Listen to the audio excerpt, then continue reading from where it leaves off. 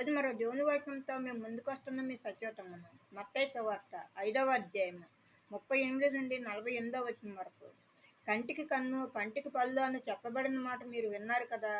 నేను మీతో చెప్పినదేమనగా, దుష్టుని ఎదిరింపక నిన్ను ఈ కుడి చెంప మీద కొట్టువాని వైపునకు ఎడమ చెంప కూడా త్రిప్పుము.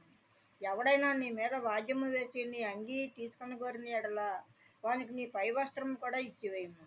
ఒకడు 1 మైలు దూరం రమ్మని నిన్ను బలవంతం చేసిన ఎడల వానితో కూడా 2 మైళ్ళు వెళ్ళుము. నిన్ను అడుగువానికిమ్ము. నిన్ను అప్పు అడుగుగోరిన వాని నుండి నీ ముఖము త్రిప్పుకొనవద్దు. నీ పొరుగువాని ప్రేమించి నీ శత్రువుని ద్వేషించమని చెప్పబడిన మాట మీరు విన్నారు కదా. నేను మీతో చెప్పినదేమనగా, మీరు పరలోకమందున్న మీ తండ్రికి కుమారులై ఉండినట్లు మీ శత్రువులను ప్రేమించుడి, మిమ్మల్ని హింసించు వారి కొరకు ప్రార్థన చేయుడి.